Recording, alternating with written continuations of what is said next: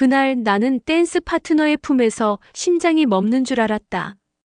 부인, 좀 더 가까이 오셔야 해요. 이렇게요. 강사님의 손이 제 허리를 잡아당기는 순간 저는 53년 인생에서 처음으로 어지러움을 느꼈습니다. 아니, 잠깐. 이건 댄스 스포츠고 저는 기혼 여성이고 지금 이 두근거림은 뭐죠? 안녕하세요. 저는 박영희, 올해 53세, 결혼 28년 차 평범한 주부입니다. 아니, 평범했습니다. 이 이야기를 시작하기 전까지는요. 여보, 저녁 뭐야? 응. 오늘 회사에서 승진 발표 있었는데. 그래. 나 사실 외계인이야. 좋겠다.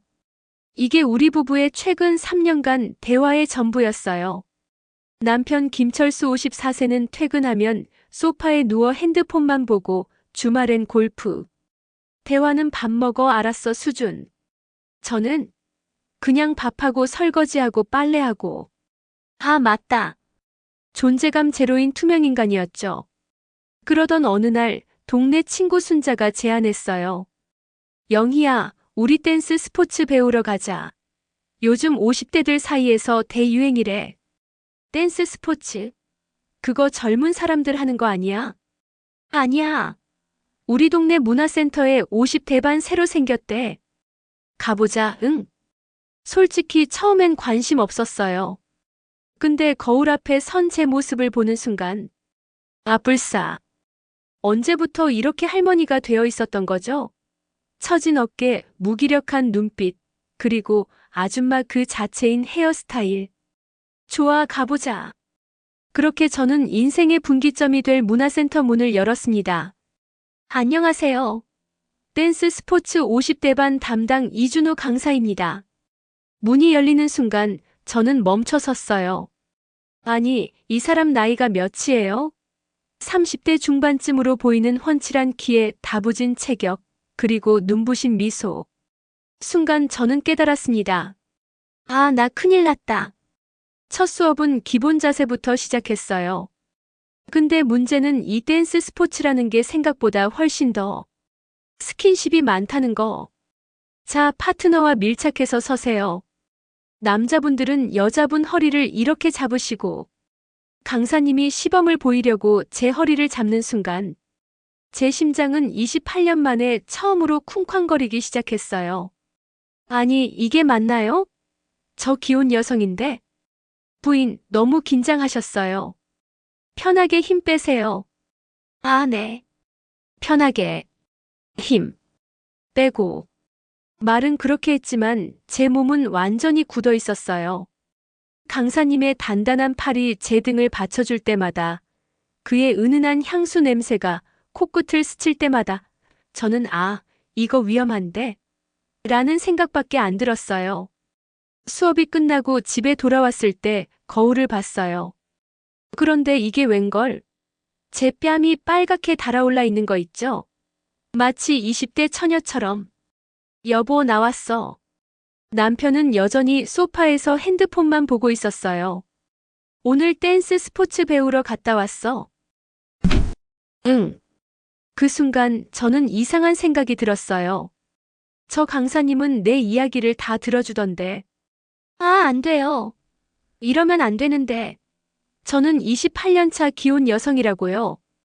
그날 밤 저는 잠을 이룰 수 없었어요.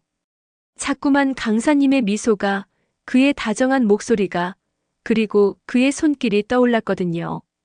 박영희, 정신 차려. 넌 결혼한 사람이야. 하지만 제 심장은 이미 28년 만에 처음으로 살아나 있었어요. 다음 날 아침 거울 앞에서 옷을 고르는 제 모습을 발견했어요. 언제부터 내가 옷을 골라 입었더라? 남편은 어디가? 라고 묻지도 않았지만 저는 이미 예쁜 운동복을 골라 입고 있었어요. 이거 큰일 났는데? 여러분, 저 박영희는 지금 위기입니다. 28년 무풍지대 결혼 생활에 갑자기 불어온 이 설렘의 바람. 과연 저는 이 위험한 경계선을 어떻게 헤쳐나갈까요? 구독 누르시면 박영희의 아슬아슬 줄타기 생존기를 가장 빨리 보실 수 있습니다. 좋아요는 53세 아줌마에게 큰 힘이 됩니다. 아줌마들의 수상한 댄스홀 관찰일지. 두 번째 수업날, 저는 1시간 전부터 준비를 시작했어요. 헤어 세팅, 메이크업, 옷 코디까지. 남편이 이상하게 쳐다봤지만 신경 안 썼어요. 어차피 응 말고는 할 말 없는 사람인데 뭐. 문화센터 앞에 도착했을 때 순자가 저를 보더니 눈이 휘둥그레졌어요. 야, 박영희. 너 오늘 왜 이렇게 꾸몄어? 설마 준호 강사님 때문에? 아, 아니야. 그냥. 운동할 때도 단정해야지. 하하. 내 얼굴 봐. 완전 새빨개. 문을 열고 들어가는데 강사님이 웃으며 인사했어요. 영희 씨. 오늘 좀 다르신데요? 예쁘세요. 쿵. 제 심장이 또 시작됐어요. 28년 동안 남편한테 한 번도 못 들어본 말을 젊은 남자한테 듣다니. 그런데 수업 시작하고 깨달은 사실. 저만 이런 게 아니었어요. 오, 강사님, 오늘 넥타이 색깔 너무 멋진데요? 강사님, 어제 운동하셨어요? 근육이 더 단단해진 것 같은데. 아니, 50대 아줌마 15명이 전부 강사님한테 작업을 꺼는 거예요. 이게 무슨 미생도 아니고. 순자가 제 귀에 속삭였어요. 야, 여기 완전 전쟁터야. 다들 준호 강사님 차지하려고 눈에 불을 켰다니까. 헐. 진짜? 응. 저기 앞줄에 앉은 김 여사 봐. 저 사람 남편이 의사래.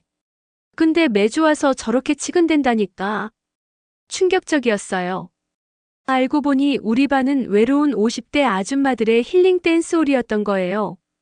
자, 오늘은 탱고를 배워볼게요. 탱고는 정열의 춤이니까 좀 더 과감하게 가셔야 해요. 강사님이 음악을 틀었어요. 정열적인 탱고 음악이 흐르고 강사님이 제 손을 잡았어요. 자, 영희 씨. 제 눈을 보세요. 탱고는 눈빛이 중요해요. 눈을 마주치는 순간 저는 숨이 멎는 줄 알았어요. 그의 진지한 눈빛, 가까운 거리, 그리고 우리를 감싸는 음악. 아, 이거 진짜 위험한데? 그때 뒤에서 들린 소리. 에이, 왜 맨날 박영희만 시범이야? 불공평해. 아줌마들의 질투 어린 목소리에 저는 깜짝 놀라 정신을 차렸어요. 맞아, 이건 그냥 수업이야. 수업.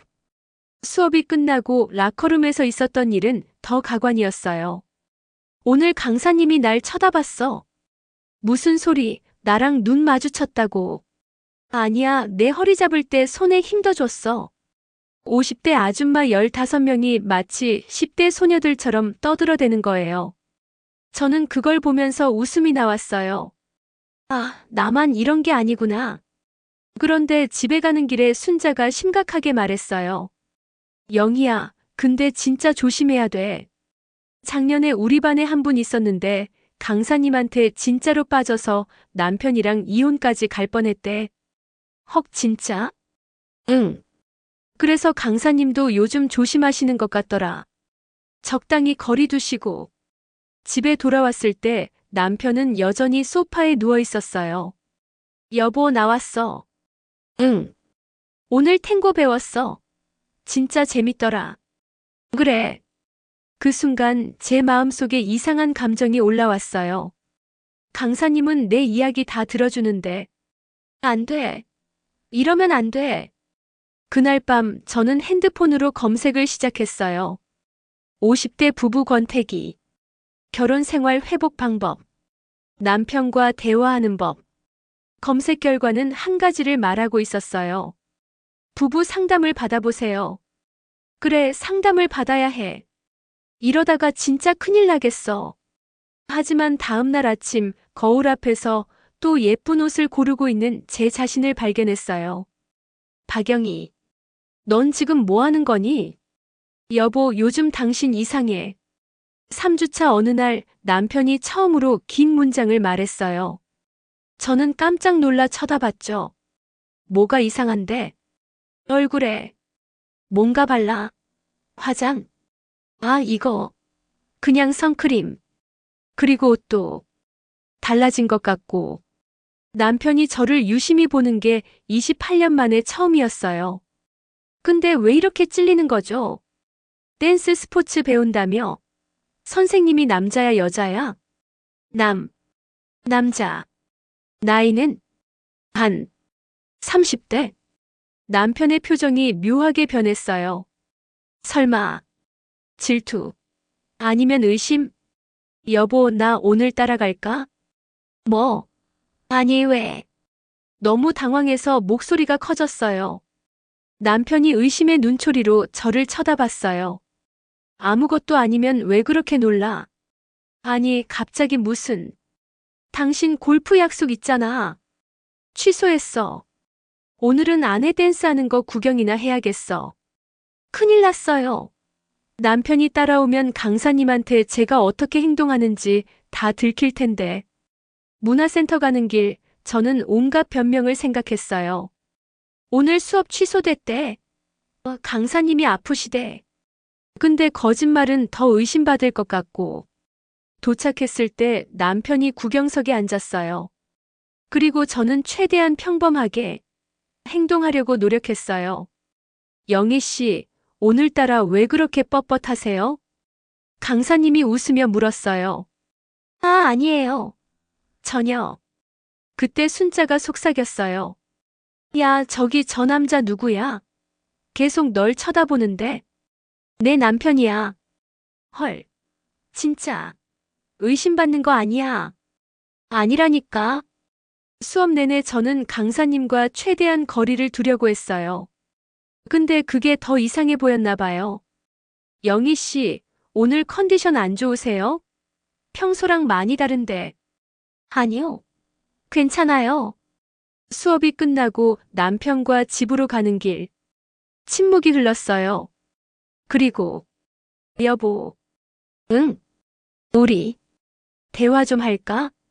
남편이 처음으로 커피숍에 들어가자고 했어요. 28년 만에 처음이었어요.